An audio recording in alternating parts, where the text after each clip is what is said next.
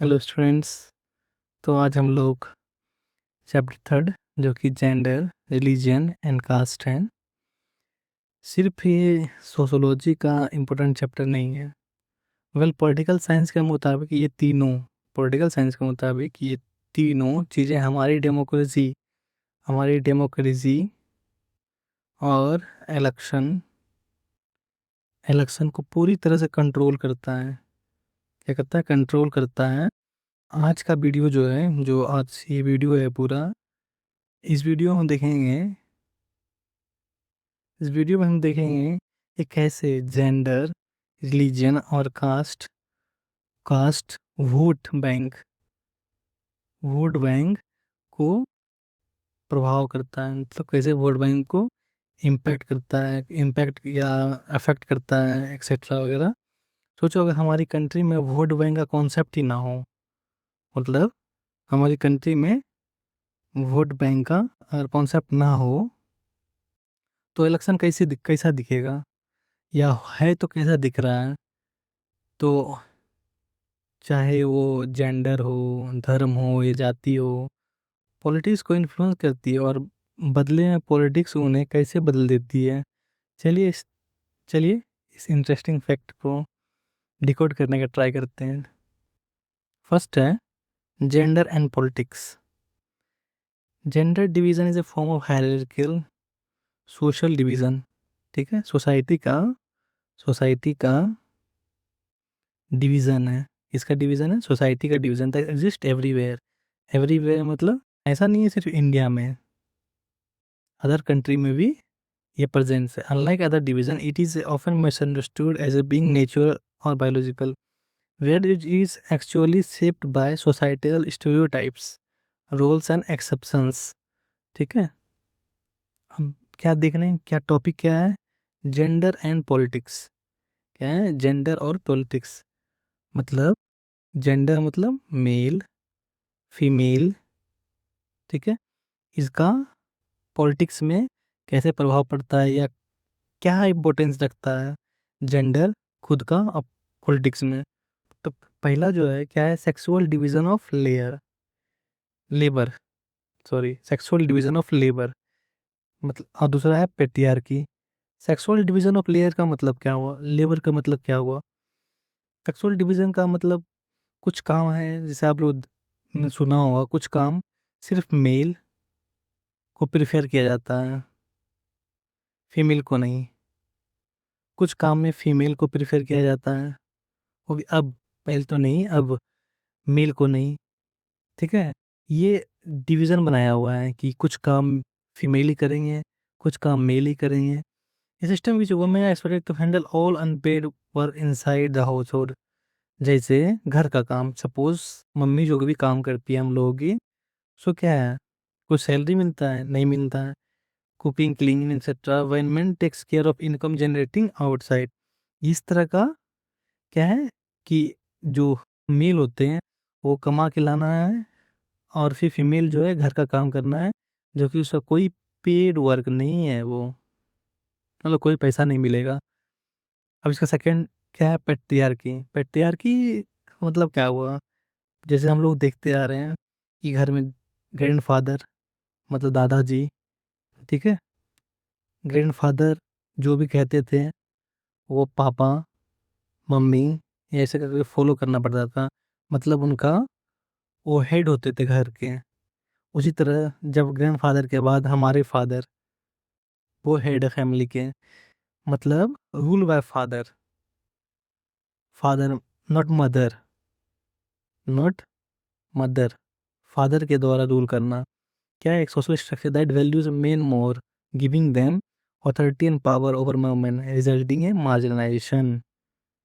ठीक है, अब हम लोग देखेंगे इसका डिसएडवांटेज क्या क्या है। Disadvantage of faced by women in Indian society में वुमेन क्या क्या डिसएडवांटेज फेस करती है। तो फर्स्ट नंबर है लिटरेसी एंड एजुकेशन। लिटरेसी और एजुकेशन बहुत ही इम्पोर्टेंट पॉइंट है। ठीक है, faced by women, women female के द्वारा क्या डिसएडवांटेज फेस किया जाता है इन सोसाइटी में। पहला लिटरेसी और एजुकेशन। लिटरेसी मतलब कि हम लोग ऐसा देखे हैं कि पैट्रियार्कल माइंडसेट होता है, मतलब मेल को प्रिफेर दिया जाता है चाहे वो एजुकेशन में हो। उसकी वजह से क्या होता है, फीमेल लिटरेसी रेट कम हो जाता है, तो female literacy remains lower than the males. ठीक है। Families often prioritise spending their scarce source on boys higher education over girls. हम लोग ने ऐसा देखा है कि हम मतलब फ्रॉम आज के समय ही बहुत सारे फैमिली अपने मेल चाइल्ड को एजुकेशन देना ज़्यादा प्रेफर करते हैं।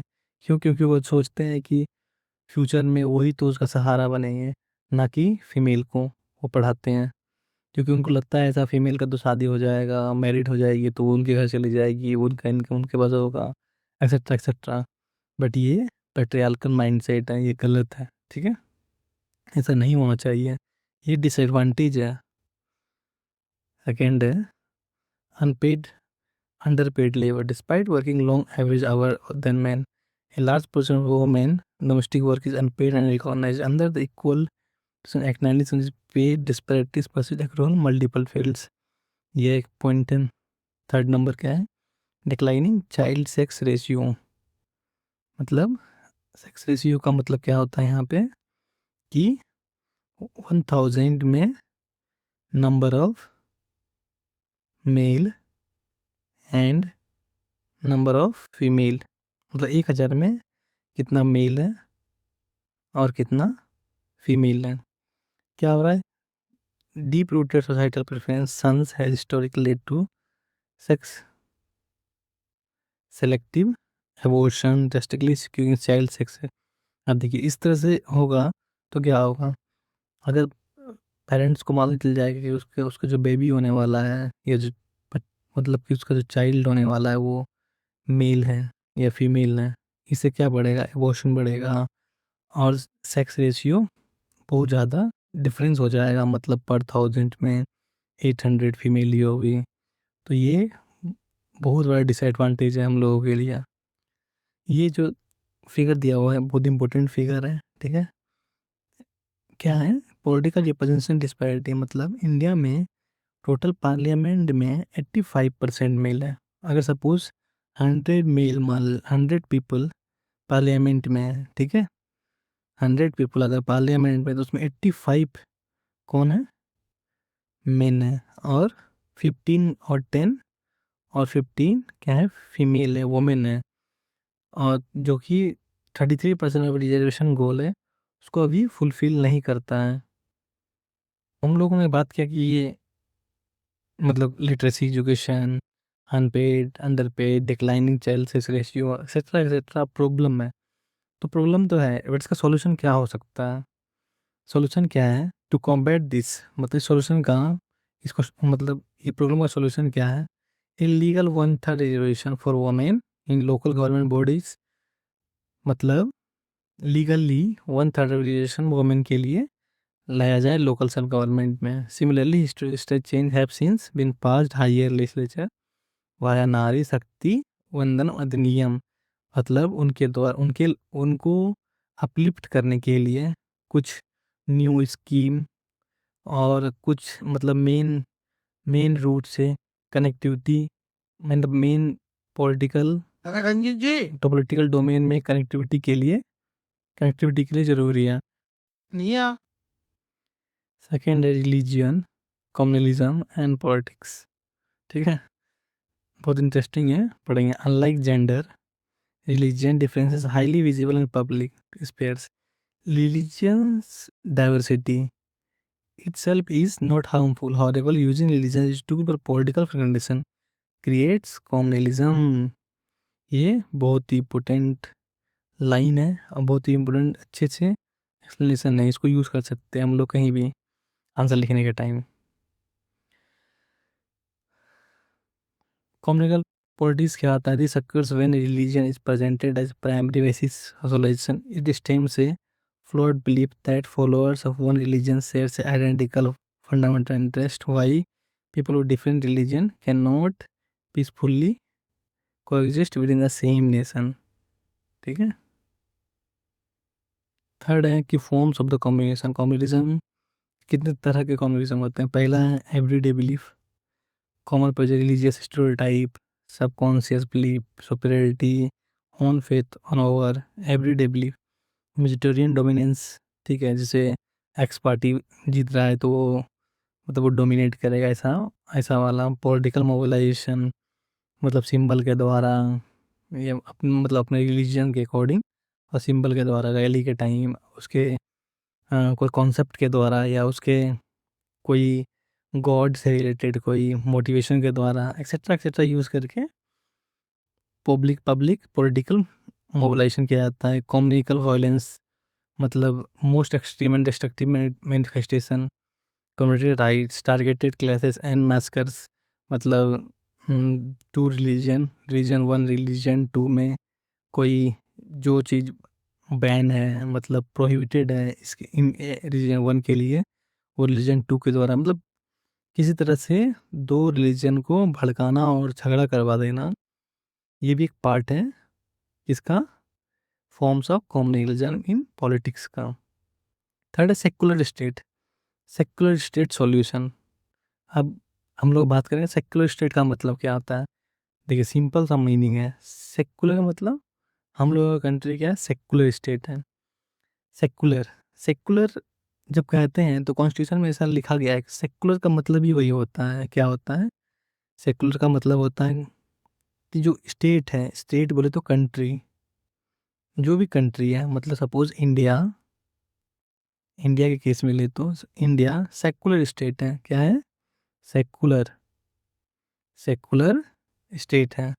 सेक्युलर स्टेट का मतलब है, सेक्युलर स्टेट का मतलब है कि इंडिया, इंडिया किसी भी एनी रिलीजन, किसी भी रिलीजन को प्रायोरिटी नहीं देता, या किसी रिलीजन, स्पेसिफिक कोई रिलीजन के लिए कोई काम नहीं करता है, वो सारे रिलीजन के लिए काम करता है। इसीलिए इंडिया क्या है, सेक्युलर स्टेट है। To counter communal force that Indian constitution chooses model of secular state, there is no official state religion. मतलब कोई भी स्टेट का ऐसा रिलीजन है, जैसे कि हम लोगों ने देखा होगा पाकिस्तान का, कहा पाकिस्तान का स्टेट रिलीजन क्या है, मुस्लिम। मतलब वहाँ पे सारे लोग क्या है, मुस्लिम है। वो एक स्टेट रिलीजन है उनका, क्या है, मुस्लिम। वो सब मुसलमान मुस्लिम है। अनलाइक बुद्धिज्म इन श्रीलंका, या इस्लाम इन पाकिस्तान, इस्लाम या मुस्लिम, इस्लाम वो लोग फॉलो करते हैं। The constitution strictly prohibits any discrimination on grounds of religion. हम लोग का कॉन्स्टिट्यूशन क्या है, कोई भी डिस्क्रिमिनेशन, चाहे वो हिंदू हो, मुस्लिम हो, सिख हो, मतलब कोई भी कम्युनिटी के पीपल हो, उसके उसको डिस्क्रिमिनेट करने से क्या करता है, प्रोहिबिट करता है, मतलब रोकता है। हम लोग कोई भी कास्ट के बेस पे, किसके बेस पे, कास्ट के बेस पे, कास्ट, जेंडर, सेक्स, ये रिलीजियन के बेस पे क्या करना है, डिस्क्रिमिनेशन नहीं करना है। कॉन्स्टिट्यूशन के अकॉर्डिंग ये प्रोहिबिट है, कॉन्स्टिट्यूशन के अकॉर्डिंग ये प्रोहिबिट है, और नॉर्मली भी देखे तो ये प्रोहिबिट होना चाहिए। इससे क्या होगा, अगर ये प्रोहिबिट नहीं होगा तो कम्युनल वायलेंस बढ़ने का संभावना ज़्यादा है। बट अगर ये प्रोहिबिट होगा तो एक यूनिटी आएगा सारे रिलीजन के बीच में। This explicitly allows the state to intervene in religious affairs when necessary to guarantee basic human rights, banning untouchability, reforming discrimination, personality law। मतलब किसी अगर स्पेसिफिक रिलीजन में कोई ऐसा लॉ है जो कि ह्यूमन फंडामेंटल राइट या ह्यूमन इक्वालिटी या ह्यूमन का राइट, पर्सन का, इंडिविजुअल का राइट को वायलेट कर रहा है, तो उस स्पेसिफिक, उस स्पेसिफिक रिलीजन में अगर कोई मॉडिफिकेशन या कोई अमेंडमेंट की ज़रूरत पड़ेगी, तो हमारे जो भी जुडिशरी हो या कोई भी जो भी रूल एंड लॉ बना रहे हैं, उस उनको ये अथॉरिटी है कॉन्स्टिट्यूशन से कि वो मॉडिफिकेशन कर सकते हैं। ठीक है, नेक्स्ट है caste and politics. Caste and politics. The caste system is unique form hierarchical social division native to India traditional heritage occupation social exclusion and. अब देखिए हम लोगों ने क्या देखा रिलीजन में, मतलब रिलीजन में भी झगड़ा है, रिलीजन में भी 1-2 कर दो। रिलीजन के अंदर क्या है? कास्ट। रिलीजन, पॉलिटिशियन क्या करते हैं? रिलीजन पे भी खेलते हैं, मुस्लिम हो गया, हिंदू हो गया, एक्सेट्रा वगैरह करके। उसके बाद भी क्या आते हैं? कास्ट पे। मतलब तुम एक्स कास्ट के हो, तुम वाई कास्ट के हो, तो हम भी एक्स कास्ट के हैं, तो मुझे भी, हम मतलब कि हमको वोट करो तो हम जीतेंगे, तो ये दिस दैट अपने कास्ट के लिए करेंगे। ठीक है, ये क्या है? कास्ट, जो कि पॉलिटिक्स में आ रहा है, जो कि बिल्कुल गलत है। कास्ट पॉलिटिक्स, कास्ट हो या रिलीजियन हो या जेंडर हो, ये सारी चीज हमारे पॉलिटिकल डेमोक्रेसी को वीक कर रहा है। ठीक है, तो हम लोग को क्या ट्राई करना है कि जो रियल रियल कैंडिडेट है, जो रियल डेवलपमेंट की बात कर रहा है कंट्री में, उसको वोट करके, उनको वोट करके, ना कि कास्ट के बेस पे, रिलीजन के बेस पे वोट करना है। तो कास्ट इन पॉलिटिक्स, ठीक है, पॉलिटिक्स इन कास्ट, ये दोनों के बीच का डिफरेंस क्या है? बहुत अच्छा वर्ड है दोनों, caste in politics. Caste in politics को अगर देखें तो क्या लिखा हुआ? हाउ कास्ट अफेक्ट पॉलिटिक्स, मतलब कैसे कास्ट पॉलिटिक्स को अफेक्ट करता है।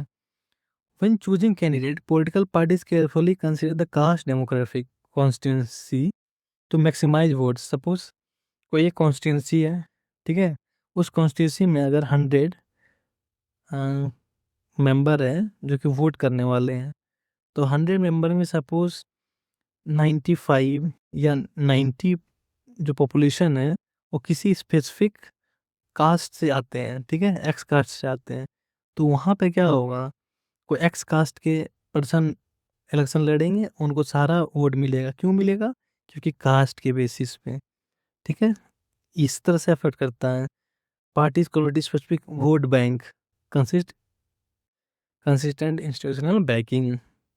थर्ड क्या है? Positive aspect, political competition has allowed historically marginalized group Dalits and OBC to form political coalition, voice grievances and secure meaningful shares of decision making power। ठीक है, third है politics in cast.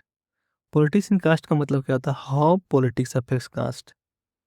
पहले क्या था? How caste affect politics. ठीक है, अब just उल्टा है कि how politics affect caste. Politics reshape caste structure by forcing them to expand. Each caste group tried to become bigger by incorporating subcaste, neighboring groups that is previously excluded. New overarching coalition emerges as a category of backward class and forward caste bloc to collective negotiate power, welfare and reservation to state। इस तरह से politics affect करता है किसको? Cast को। तो और हम लोगों ने इस चैप्टर में क्या देखा? मेनली हम लोगों ने चैप्टर में देखा कि कैसे how gender, religion and caste क्या करता है? अफेक्ट करता है हमारे पॉलिटिकल डेमोक्रेसी को। मतलब कैसे कोई भी रिलीजियन, कोई भी कास्ट, रिलीजियन, कोई भी religion, religion, caste, gender, sex, ठीक है, ये सब क्या करता है? सारा मिलके इम्पैक्ट या अफेक्ट ऑन पॉलिटिकल डेमोक्रेसी। ठीक है, तो अब कंक्लूड करते हैं लास्ट में। मतलब मेनली क्या पढ़े हैं हम इस चैप्टर में? ज़्यादा कुछ नहीं है, 3 इंपॉर्टेंट पॉइंट है जो याद रखना है। The chapter demo social division manifest way. First है the expression of gender difference.